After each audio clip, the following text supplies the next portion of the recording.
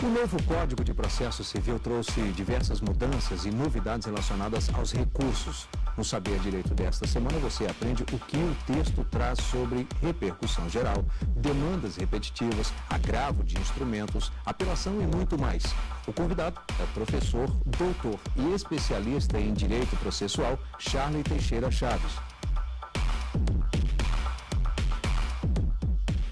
Estamos novamente no Saber Direito. Meu nome é Charley Teixeira Chaves. Estamos falando de recurso do novo CPC de 2015. O objetivo primordial dessa aula é trazer as principais modificações que o novo Código Processual de 2015 trouxe para a esfera recursal. Nós falamos na primeira aula sobre as principais inovações, falando sobre a questão da eliminação dos embargos infringentes e a criação da técnica dos recursos que foi utilizado no lugar dos embargos. Falamos da eliminação do agravo retido e toda a sua repercussão dessa eliminação e quais são as consequências. Verificamos que o agravo retido, apesar de ser eliminado, ele pode ser manejado, seus argumentos, na razão da apelação, bem como nas contrarrazões da apelação. Verificamos que as decisões interlocutórias não urgentes não vai ocorrer a chamada preclusão mais. Falamos sobre a questão da videoconferência para sustentação oral, que é extremamente avançado, ou seja, a ideia de trabalhar uma sustentação oral por videoconferência é muito bacana, que o novo código vem trazer. Falamos também da flexibilização dos requisitos de admissibilidade do recurso, sempre que há a possibilidade, dentro de um prazo de 5 dias, ser suprido. Então, nós verificamos isso, que o relator poderá arguir e falar isso. Em ato conseguinte, nós falamos muito sobre os princípios. Falamos sobre o princípio do duplo grau de jurisdição na segunda aula. Falamos sobre o princípio da taxatividade. Falamos sobre o princípio da proibição da reformatio impédio. Falamos sobre o princípio da dialeticidade. Falamos sobre o princípio da complementariedade. E no princípio da complementariedade, nós focamos na mudança do novo CPC. Nesse princípio da complementariedade, nós falamos sobre a mudança que ocorre nos embargos de declaração quando ele é modificado e há o manejo de 2 recursos, do desembargo de declaração e apelação. E essa modificação surge a possibilidade da implementação da apelação dentro de um prazo de 15 dias. Isso foi também bem comentado. Em ato conseguinte, na última aula, nós desenvolvemos estudos sobre a apelação, falamos sobre a apelação, quais foram as modificações que foram introduzidas, e uma das principais modificações que nós tivemos dentro da apelação foi justamente a técnica de inversão de resultado. Essa técnica de inversão de resultado é justamente a mesma técnica utilizada nos recursos do embargo infringente, eliminado. Agora virou uma técnica. E aí foi colocado, pontuado e explicado de forma detalhada. Falamos sobre o recurso adesivo. E nós verificamos que não houve uma modificação do CPC de 73 para o de 2015. Em ato conseguinte, nós falamos um pouco sobre os embargos de declaração. E aí, nos embargos de declaração, a gente teceu inúmeros comentários. Uma grande mudança do desembargo de declaração foi justamente que cabe embargo de declaração contra qualquer decisão.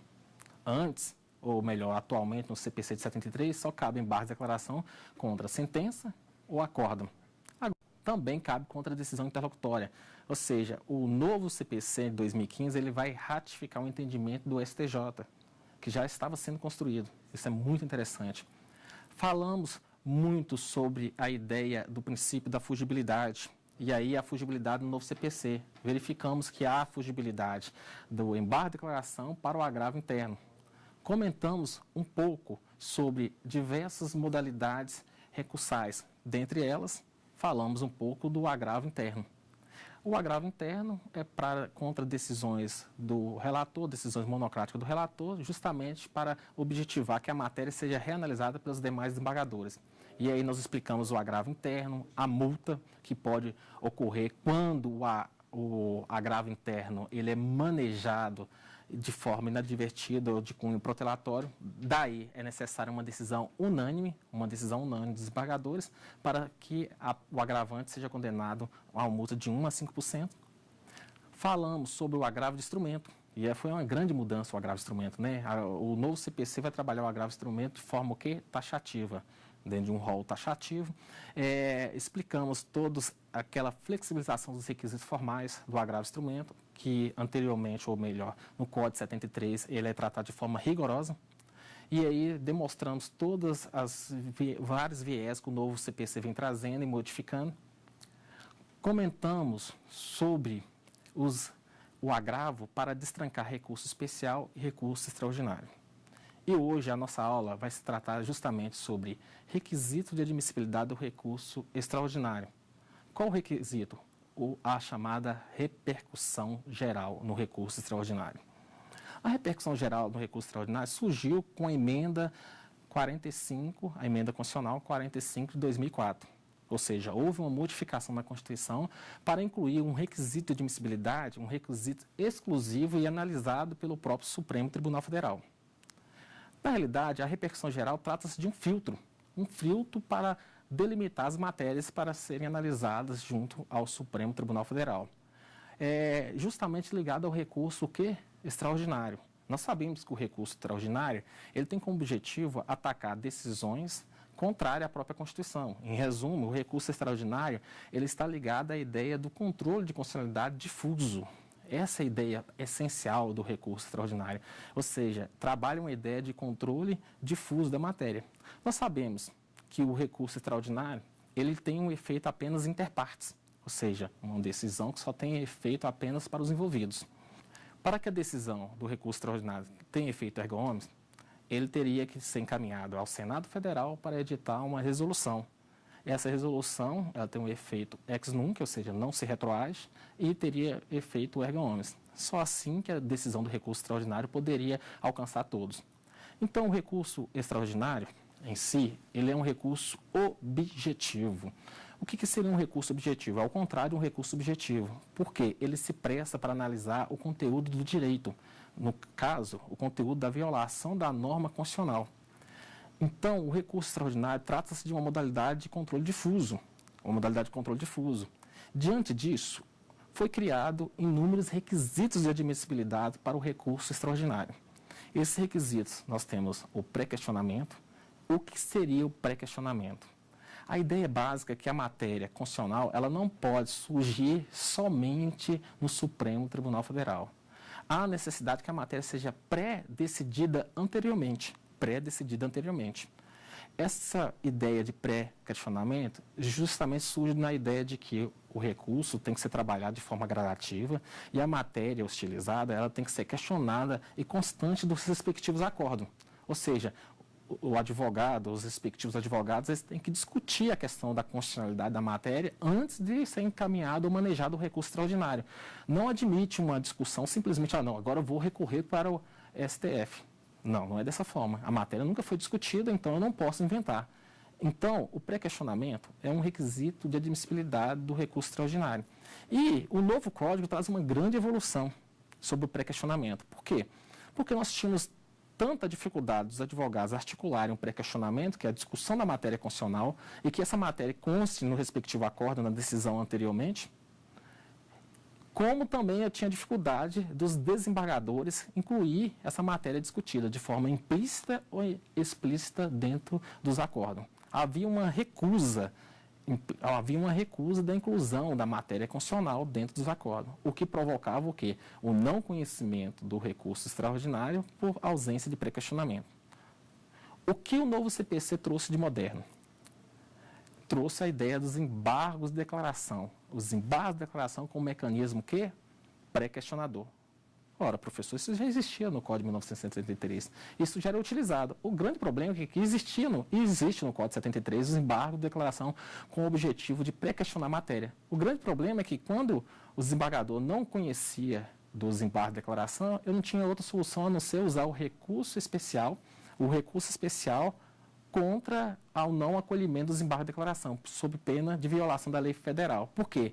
Porque os desembargadores não incluíam a omissão. Qual que é a omissão? Não incluir no acordo a discussão da matéria constitucional.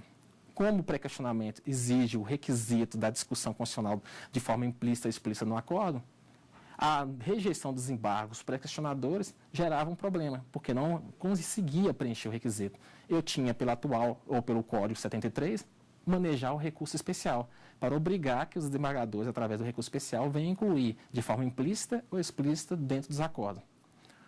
O novo CPC vai acabar com essa utilização de recurso especial quando os embargos de declaração não for conhecido, não aclarar, não incluir a omissão do assunto constitucional, da discussão constitucional dentro dos acordos, de forma implícita ou explícita. O que o novo CPC vai colocar? Que os embargos de declaração poderão ser manejados, e uma vez manejado, independente da inclusão ou não, ou da sanada omissão ou não, eles são tidos como pré-questionados. Então, o novo CPC vai fazer uma chamada pré-questionamento fictício. Ou seja, basta manejar os embargos de declaração que vai ser considerada a matéria como pré-questionada, evitando, assim, o não conhecimento do recurso extraordinário pela ausência do requisito de pré-questionamento. Outro requisito específico do recurso extraordinário é a chamada repercussão geral. Voltando aqui, só lembrando que a repercussão geral foi incluída pela Emenda Constitucional 45 de 2004. A repercussão geral, ela é um critério de filtragem. E é um critério de filtragem que gerou muitas polêmicas. Por que gerou muitas polêmicas? Porque a rejeição, a ausência de repercussão geral, ela impede a análise do recurso extraordinário. E ela cria, para todos os casos idênticos, ou seja, a ausência de repercussão geral, uma vez julgado pelo Supremo Tribunal Federal, e aí, uma vez simulada através de um acordo, toda a matéria idêntica, ele gera reflexo de não conhecimento da matéria. Então, acaba, de certa forma, criando um efeito erga omnes para aquelas matérias que são idênticas, por conta de um entendimento de que a matéria não tem repercussão geral. Veja bem, a repercussão geral, ela foi criada em 2004. Foi regulamentado no Código 73 e o novo Código também mantém a estrutura da repercussão geral. A repercussão geral, ela tem alguns critérios. Elas são critérios que transcendem a razão jurídica. Em regra, nós analisamos a matéria do foco constitucional, ou seja, o recurso extraordinário, quando há violação da norma constitucional, por qualquer decisão anterior tratada ou discutida pelos desembargadores ou até mesmo pelo juiz monocrático. Há uma violação da norma constitucional. O que acontece? A repercussão geral, ela transcende a discussão jurídica e traz elementos outros para ser analisado. Considera a repercussão geral quando a matéria tem uma discussão de fator econômico, político e social, ou seja, há uma transcendência da discussão jurídica. Isso é extremamente polêmico, porque é um critério de filtragem que extrapola a razão de direito, como se a própria razão do direito ela não abordasse valores econômicos, como se a própria razão do direito não abordasse valores políticos, ou como se a própria discussão jurídica não abordasse valores econômicos. Nós sabemos que dentro do plano do devido processo legislativo, a discussão normativa ela passa por inúmeras discussões. Antes de se transformar em lei, ela passa por discussões políticas, econômicas, sociais e também dentro do plano jurídico. E aí, ao criar a repercussão com esses elementos transcendentes de direito, surgiu uma grande discussão. A primeira discussão que a gente coloca sobre a repercussão geral é sobre a sua origem. A origem da repercussão geral. Alguns autores, como Araquém de Assis, vai colocar que, na realidade, a repercussão geral já existiu. Não é novidade. Apesar de ela ter sido incluída pela Emenda 45 de 2004, a repercussão geral ela já existia dentro do plano constitucional na época da ditadura. Lá chamava a repercussão geral de arguição de relevância. É interessante saber um pouco sobre o contexto histórico, né? Fazer essa interpretação histórica da origem, seja a mens legislatória ou a mens legis, justamente porque, ao verificar a origem da arguição de relevância, que muito se assemelha com a repercussão geral, a gente vai perceber o momento da arguição de relevância. A arguição de relevância, ela estava na época da ditadura, ela foi construída com os mesmos patamares, ou patamares semelhantes à repercussão geral. Lá só cabia o conhecimento do recurso quando tinha valores econômicos, políticos, sociais, bem como também morais. Ou seja, valores políticos, sociais, econômicos e morais, coisa que não existe na repercussão geral. Mas o que é interessante colocar é que a questão da arguição de relevância, apesar da sua similitude e proximidade da repercussão geral, ele foi construído no momento da ditadura.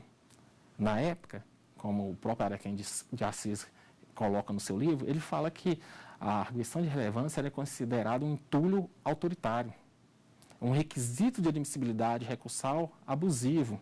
Tanto é que quando surgiu a Constituição de 88, A Constituição de 88 não referendou a arguição de relevância. Não referendou a arguição de relevância. Gente, tem mais uma pergunta, vamos ouvir? Como funciona a repercussão geral? A repercussão geral, na prática, ela é um filtro. É um filtro. Esse critério de filtro, na realidade, ele não admite o recurso quando não há repercussão geral. Aqui o legislador extrapolou o conceito jurídico para exigir que só existe repercussão geral em quais situações? Situações de relevância sociais, econômicas e políticas. Ou seja, eu tenho que demonstrar que a repercussão geral, ela tem fatores sociais, políticos, econômicos, além do jurídico. A repercussão geral, ela é arguida como preliminar, e que deve ser analisada pelos quê? Pelos respectivos ministros.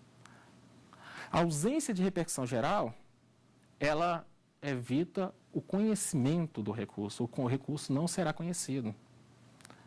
Diga-se passagem, vai se manter as decisões hostilizadas. A repercussão geral, para ser reconhecida, ela exige, conforme o artigo 102, parágrafo 3º da Constituição da República, que assim estabelece, no recurso extraordinário, o recorrente deverá demonstrar a repercussão geral das questões constitucionais discutidas, no caso, e nos termos da lei, a fim que o tribunal examine a admissão do recurso, somente podendo recusá-la pela manifestação de 2/3 dos seus membros. O que é isso? A repercussão geral, ela exige análise do plenário, e apenas por 2/3 pode recusar a repercussão geral. Em consequência, ela provoca o não conhecimento de todas as matérias idênticas. Ela provoca o não conhecimento de todas as matérias idênticas. A repercussão geral, aí nós voltamos um pouco sobre a questão histórica, ela tem uma similitude muito grande com a arguição de relevância. Voltando só para sintonizar, a arguição de relevância era tida como intuito autoritário. Agora, a repercussão geral, ela vem como critério democrático. Uma filtragem tida como democrático. Nós sabemos que a crise numérica é um grande problema. O que é essa crise numérica do judiciário? Essa grande quantidade de demandas repetitivas. E aí a repercussão geral, de certa forma, ela pega matérias idênticas, matérias de direito idênticas, e evita que o tribunal, ou melhor, o Supremo Tribunal, venha proferir novas decisões com material, com conteúdo idêntico. A repercussão geral, então, é um filtro, uma filtragem que inibe que o Supremo Tribunal Federal venha receber matérias de conteúdo idêntico. Diante disso, a parte tem que demonstrar que a admissibilidade do recurso no valor social, ou seja, essa matéria tem conteúdo social, tem conteúdo econômico, tem conteúdo político. E a discussão se faz muito grande, porque, ora, às vezes tem matéria que está protegida constitucionalmente, mas não tem um valor econômico. Eu tenho uma propriedade, minha propriedade está protegida dentro da Constituição, mas ao mesmo tempo essa propriedade ela pode não ter um valor econômico. Como que eu vou conseguir demonstrar uma questão econômica? Tem a questão social, que fica extremamente demonstrada, e a questão política. Então, a ideia da repercussão geral, eu tenho que transcender os valores jurídicos e tentar demonstrar que a matéria tem que ser analisada sob vários focos, não só o foco jurídico, daí temos que transcender. A repercussão geral, ela já tem conteúdos que geram um reconhecimento dela de forma presumida. O que seria esse reconhecimento de forma presumida? O nosso legislador, no novo Código de Processo Civil, no artigo 1035, vai falar o seguinte: haverá repercussão geral sempre que o recurso impugnado, acordado, constar de súmula de jurisprudência dominante, ou seja, se a repercussão geral e a matéria estiver de acordo com a súmula ou jurisprudência dominante, haverá o quê? Repercussão geral. Que tenha sido proferido julgamento em casos repetitivos, ou seja, naquelas demandas repetitivas que já tem uma súmula organizada, também vai entender que há repercussão geral. Então, há possibilidade de receber o recurso extraordinário. Bem como também reconhecimento da inconstitucionalidade. Se a matéria já foi declarada inconstitucional, o que vai acontecer? Vai poder reconhecer a ideia da repercussão geral. A análise da repercussão geral provoca uma situação da suspensão dos processos em andamento. O que seria essa suspensão dos processos em andamento? As matérias idênticas da discussão da repercussão geral, ou seja, diante da multiplicidade de recursos, uma vez arguido e discutido a repercussão geral, elas serão suspensos até o julgamento da repercussão geral. Qual que é o prazo? Aí o novo Código Processual Civil vai inovar. Inovar em que sentido? Vai estabelecer que a suspensão dos processos deve durar o prazo máximo de 1 ano. Professor Charles, o que acontece se a repercussão geral não for julgada no prazo de 1 ano?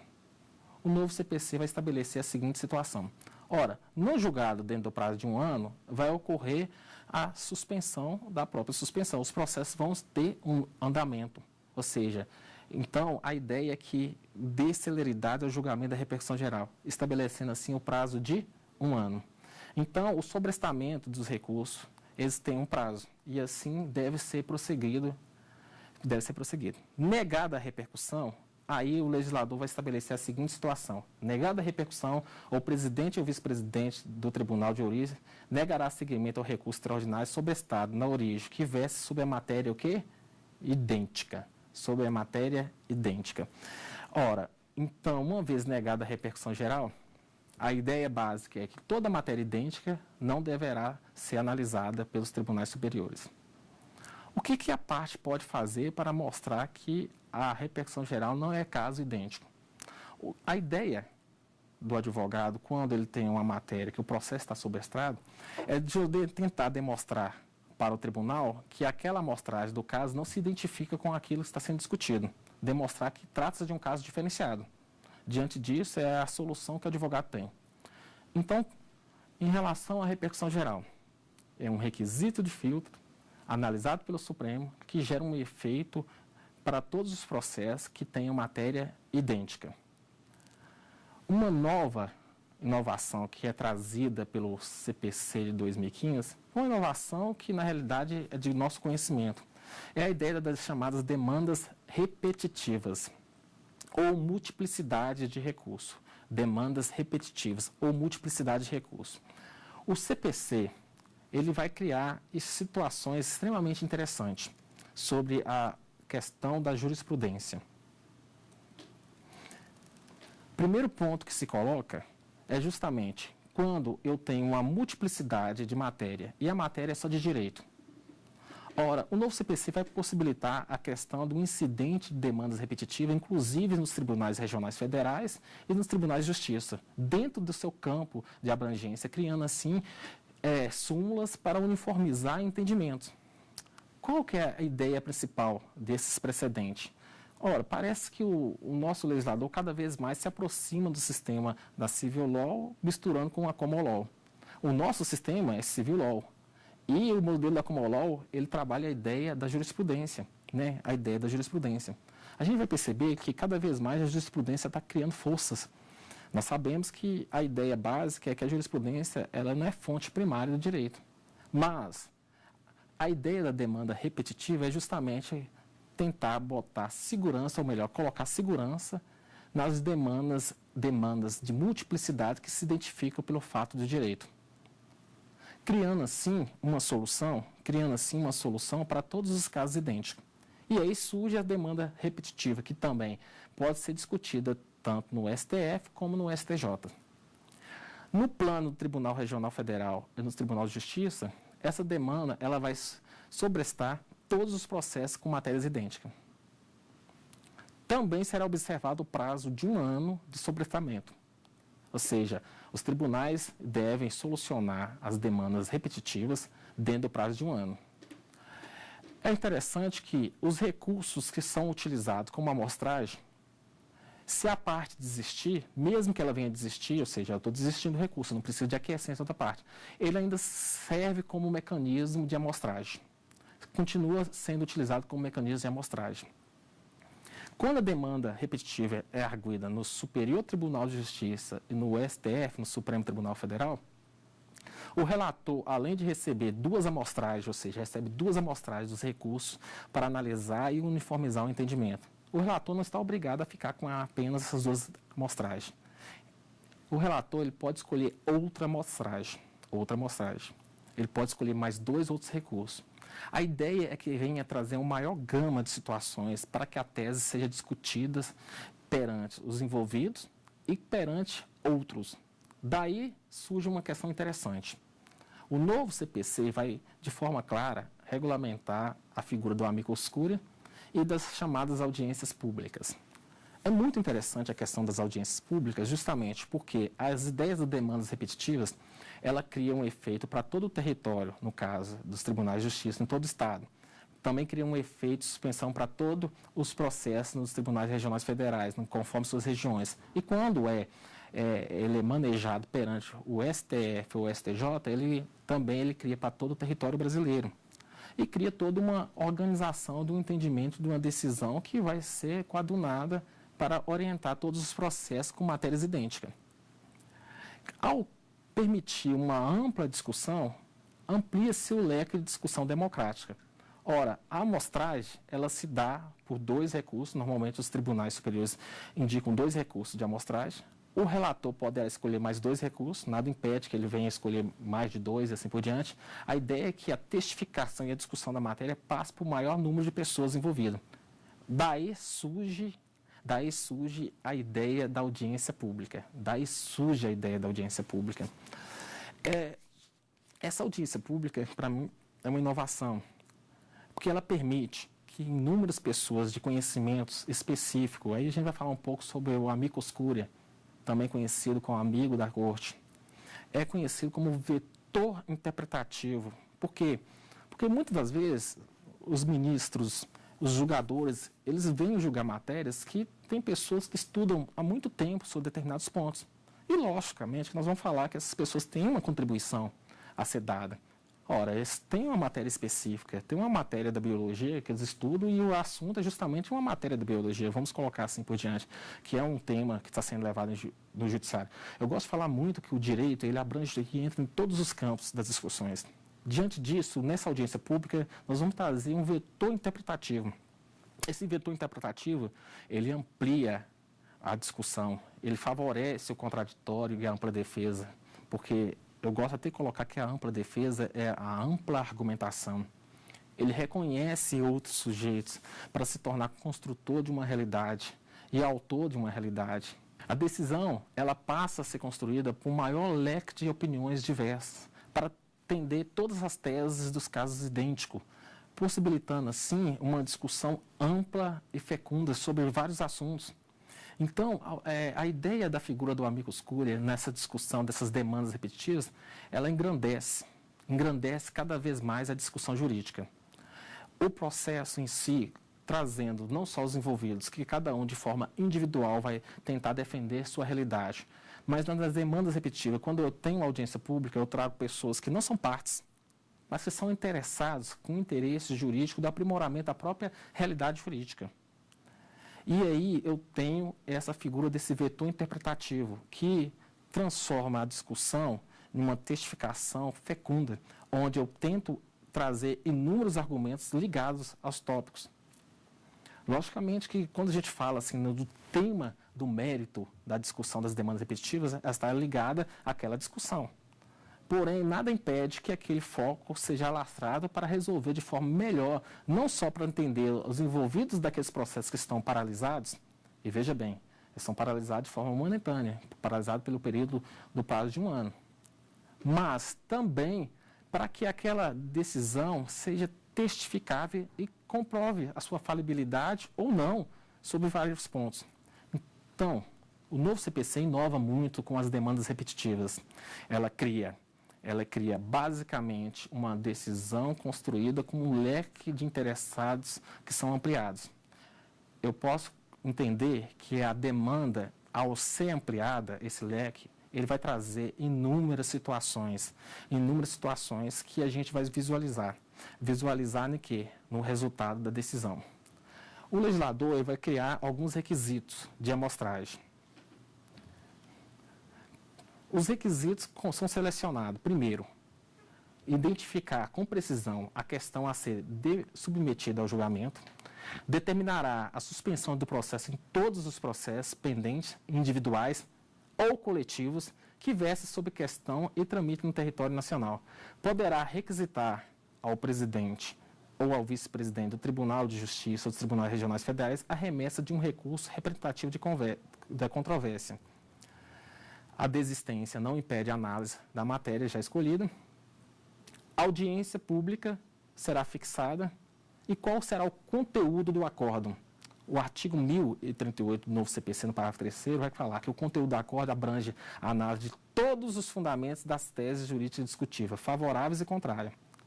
Isso é a ideia primordial dessa demanda. Nós temos mais uma pergunta, vamos ouvi-la? Como funciona quando existem vários recursos com o mesmo fundamento e questão de direito? Então, nós vamos falar sobre a questão da multiplicidade de recursos, várias demandas sobre o mesmo fato, o mesmo raciocínio de direito. Nós temos algum critério. Primeiro, imagine o seguinte, o judiciário tendo vários posicionamentos distintos sobre a mesma matéria. E a matéria está se repetindo porque ela é uma matéria que se tornou o quê? Se tornou não pacífica, né? Até mesmo o judiciário, ela entende a matéria como vários sentidos. Eu gosto de falar o seguinte, muitas das vezes a interpretação da norma, ela tem um caráter plurissignificativo ou plurissêmico, ou seja, a norma seria a minha mão e meus dedos seriam a interpretação da norma, ou seja, uma norma que ela tem mais de uma interpretação.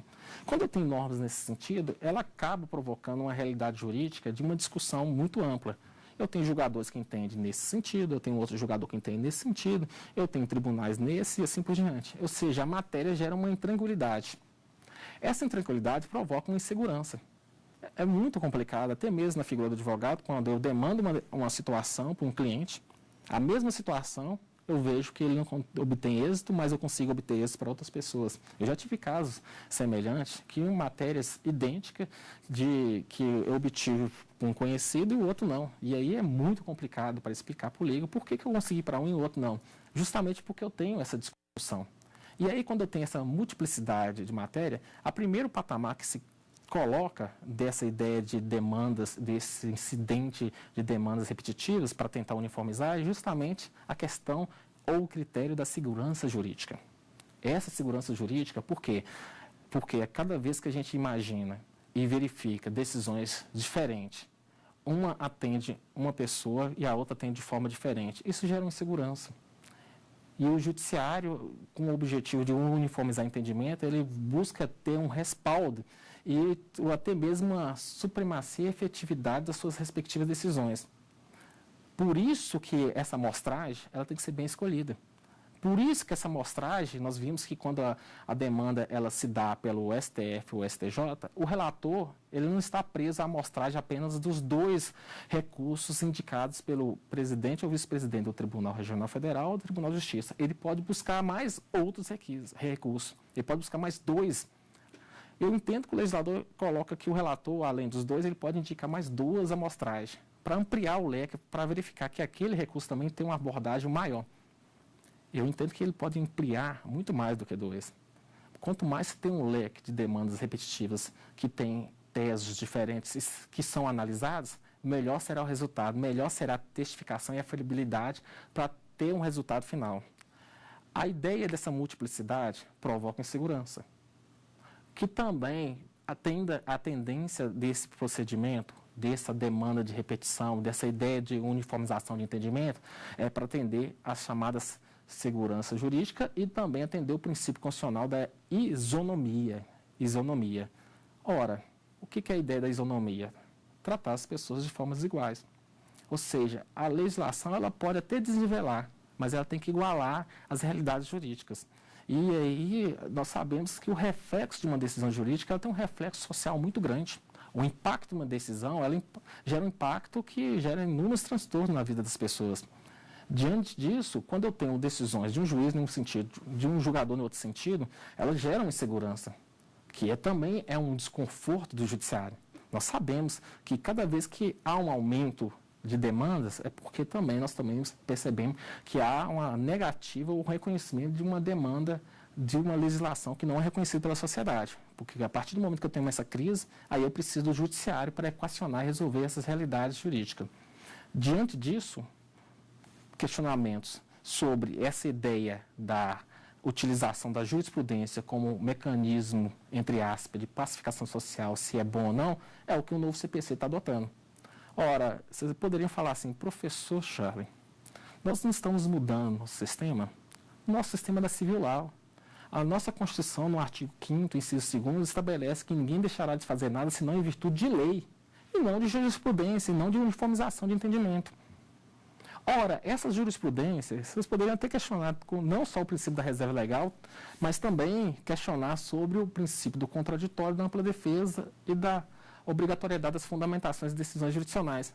Essa uniformização de entendimento, seja pelas demandas repetitivas, que ela cria um lastro para todas as situações idênticas, elas não violariam o princípio do contraditório e da ampla defesa. Professor Charlie, ela não violaria o princípio do devido processo legal? Porque a ideia constitucional é que todo processo, ou melhor, de acordo com o artigo 5º, inciso 35, ninguém deixará de fazer nada senão em virtude de lei. E o artigo 5º, inciso 35, vai estabelecer que nenhuma lei excluirá do Poder Judiciário apreciação de lesão ou ameaça a direito. Diante desse contexto, a gente tem essas críticas justamente porque, realmente, quando você cria uma uniformidade de entendimento, essa uniformidade ela vai afetar o mundo jurídico de outras pessoas.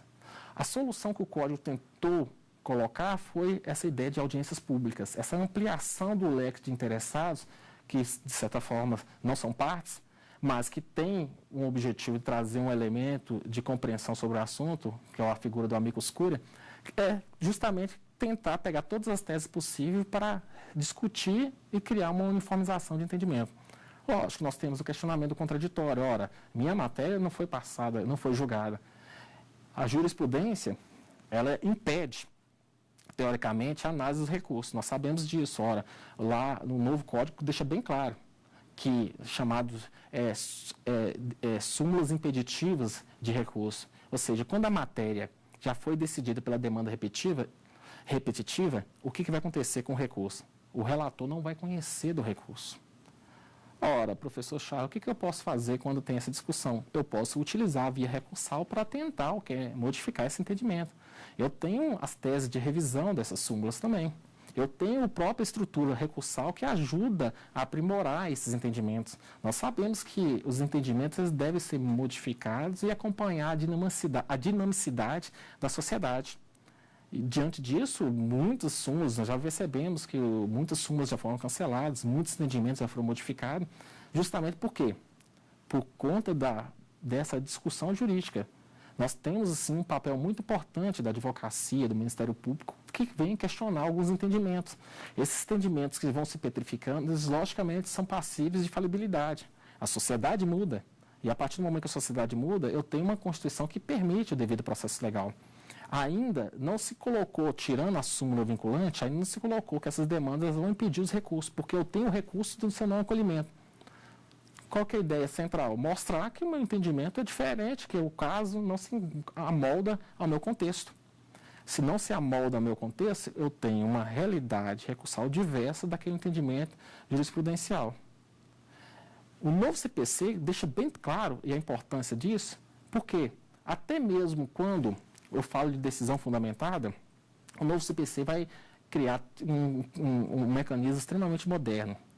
Em que sentido, professor? Ora, a gente vai visualizar lá no artigo 489 do novo CPC, salvo engano, que para considerar uma decisão fundamentada, não basta apenas pegar uma jurisprudência e colacionar. Isso era muito comum. Assim entendo a jurisprudência do Tribunal Superior, é assim e assim decido. De acordo com o novo CPC, isso não é uma decisão fundamentada. Isso não é uma decisão fundamentada. Por quê? Eu tenho que fazer o amoldamento do caso da súmula vinculante, ou do caso da súmula, ou do caso da jurisprudência dominante, ou do caso da demanda de repetição que foi utilizada, com o caso concreto. Eu tenho que demonstrar que, o julgador tem que demonstrar que o caso que foi pacificado, o entendimento dominante dos tribunais superiores, é idêntico ao meu caso, sob pena de não fundamentação. Eu tenho que articular. Eu gosto de contar algumas situações práticas que eu visualizo sobre essa falta de fundamentação, sobre essa utilização de jurisprudência dominante de forma inadvertida, num contexto que já aconteceu comigo. Certa feita, eu tinha uma decisão que revogava uma liminar. E que é uma decisão de uma folha. Uma decisão de uma folha. E essa decisão tinha uma jurisprudência do Tribunal Superior. Desses tribunais superiores. O que acontecia nessa jurisprudência? A ementa, ela aparentava completamente com o meu contexto. E, logicamente, ela provocava a cassação da liminar do meu cliente. Fui embora, em casa, e resolvi abrir o acórdão da ementa. Nós sabemos que a ementa é um resumo daquilo que foi julgado, né? E ao ler o acórdão, um acórdão mais ou menos 60 páginas, consegui visualizar que o acórdão ele não exteriorizava o caso fático da minha cliente. Senhores, eu percebi que o acórdão, quando eu fui desenvolver toda a leitura, a ementa ela parecia com o meu contexto, mas o acórdão não. Ou seja, quem elaborou a ementa não conseguiu sintetizar de forma clara e acabou amoldando uma realidade jurídica que aparentava o meu contexto jurídico, mas não era, porque o acórdão ele tinha um outro contexto. O que foi feito? Foi feito um agravo de instrumento e no próprio agravo de instrumento o próprio julgador reconsiderou, retratou no momento da retratação, voltou atrás. O que eu quero colocar para vocês? Que como o novo CPC está preocupado na utilização da jurisprudência para evitar, o julgador também deverá o quê? Fundamentar e mostrar, essa jurisprudência dominante se enquadra no seu caso por isso e por isso. Não basta apenas colacionar a jurisprudência, o assunto vinculante, ele tem que demonstrar. Não basta, o novo Código Processual Civil, quando ele fala em fundamentação, ele fala, não considera-se fundamentado também a decisão que só reproduz o dispositivo de lei. A gente visualiza isso de forma bem clara. Nós sabemos que tem a chamada teoria do fingimento de uma decisão. Eu mostro uma decisão fundamentada, que na realidade ela é fundamentada em termos teóricos, ela é fundamentada em termos jurídicos, mas ela não se amolda ao fato. Ela não consegue enquadrar o fato jurídico. Ao ler, eu consigo exteriorizar conhecimento jurídico, mas eu não visualizo uma fundamentação ao caso concreto. E isso é muito comum. Então, todas essas ressalvas sobre a questão da jurisprudência de uniformização devem ser tomadas. E o novo Código parece que ele se preocupa. Daí, é importante fazer a leitura do artigo 489 do novo CPC. Por que é importante? Porque esse artigo, ele traz a ideia de fundamentação das decisões jurisdicionais. E é muito importante isso. Veja bem, o artigo 489 do novo CPC de 2015 vai estabelecer, no seu parágrafo 1º, não se considera fundamentada qualquer decisão judicial, seja ela interlocutória, sentença ou acordo, que se limitar a indicar a reprodução ou paráfrase de ato normativo sem explicar sua relação com sua causa ou questão decidida. Veja bem, o inciso 1º do parágrafo 1º do artigo 489, ele deixa bem claro. Não basta só citar dispositivo ou parafrasear ou citar inúmeras doutrinas. Isso não é fundamentação. Isso é elemento de implementação de uma fundamentação. Eu tenho que fazer a articulação do fato, do caso concreto julgado, com o contexto da lei. E isso é muito importante, esse artigo. Mais ainda, o inciso 2 vai colocar, também não considera-se fundamentada a decisão, empregar conceitos jurídicos indeterminados, sem explicar os motivos concretos da sua incidência no caso concreto. Eu não posso, em nome da sociedade, em nome dos valores políticos, em nome dos valores econômicos, sem fazer uma conotação do que seria isso para o caso concreto. Então, também é considerada uma decisão sem fundamentação a utilização de termos genéricos, sem fazer essa interligação com o próprio contexto da discussão do respectivo processo. Também se considera não fundamentada a decisão que invocar motivo que se prestaria para justificar qualquer outra decisão. Ou seja, tomar de empréstimo, decisões anteriores, fazer fundamentações chamada pré-ratione, ou seja, eu adoto os fundamentos da decisão anterior. Nós vamos ver que lá no agravo interno tem justamente essa impossibilidade, que o relator não pode utilizar o fundamento do indeferimento do agravo com os seus fundamentos. Ele tem que fundamentar. Na realidade, pelo princípio da indelegabilidade, é atribuição do julgador fundamentar essa decisão e não tomar por empréstimo qualquer outro argumento, seja de quem for, do Ministério Público ou de outra parte. É interessante ainda, inciso 4º, não enfrentar todos os argumentos deduzidos no processo capaz de, em tese, infirmar a conclusão adotada pelo julgador. Então, isso é muito importante. A ideia é central, não mais aquela ideia de passar en passant, de forma suave, sobre todos os argumentos. Mas a ideia primordial é passar por todas as teses jurídicas e justificar e fundamentar sua aceitação ou não aceitação. Inciso 5. Se limitar a invocar precedente ou enunciado de súmulas sem identificar seu fundamento determinante, nem demonstrar que o caso sob julgamento se ajusta com o fundamento. É aquilo que eu tinha colocado que aconteceu comigo. A súmula ou entendimento dominante tem que ser demonstrado que se encaixa ao caso concreto. A jurisprudência é elemento para corroborar o entendimento e não o próprio entendimento. Não há uma pré-coisa julgada de jurisprudência. Não existe isso, pré-coisa julgada de jurisprudência. Então, a jurisprudência é um argumento construído que deve fortalecer junto com o contexto da discussão probatória do respectivo processo. E, por fim, o inciso 5 do parágrafo 1º do artigo 489 do novo CPC vai deixar bem claro, também não considera fundamentada a decisão interlocutória, sentença ou acordo, que deixar de seguir enunciado de súmula, jurisprudência ou precedente invocado na parte, sem demonstrar a existência de extinção no caso do julgamento ou a superação do entendimento. Ora, superação do entendimento. Então, vai deixar bem claro que também não considera fundamentado quando eu não atendo às decisões dominantes. Mas, se eu não quiser, e o julgador não quiser entender aquela jurisprudência dominante, o que ele vai objetivar? Ele vai objetivar mostrar que aquela matéria foi superada. E aí isso faz parte da democracia, a testificação, a revisão dessas teses, dessas jurisprudências. Nós temos mais uma pergunta, vamos ao ouvido? Quando é cabível a aplicação do incidente de resolução de demandas repetitivas?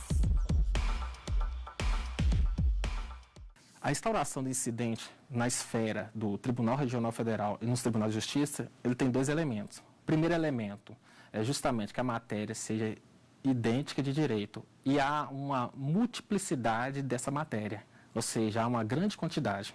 Então, essa é a primeira situação. Há uma repetição, uma multiplicação dessas demandas que quando a matéria é de fato e de direito, ou melhor, matéria de idêntica, de conteúdo idêntico.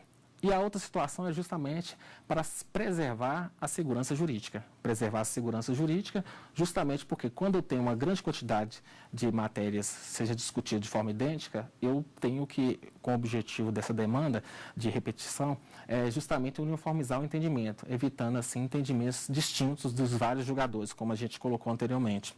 E mais ainda, e por fim, a questão da isonomia. A isonomia. Então, esses são os critérios para admitir a questão da demanda de repetição. Pois bem, senhores, nós tratamos aqui nessas aulas, nós não conseguimos esgotar todos os tópicos, mas o objetivo primordial é trazer várias opiniões sobre vários pontos do novo CPC e trazer também uma compreensão de como funciona a sistemática do recurso. O recurso é extremamente importante. Eu defendo que o recurso é um mecanismo democrático constitucional, que é essencial. Ele não pode ser lido nem entendido como um mecanismo de procrastinação. Na realidade, é a única forma que nós temos de testificar a falibilidade dos julgados e até mesmo aprimorar os julgados. Então, o recurso ele tem um papel importante dentro da democracia.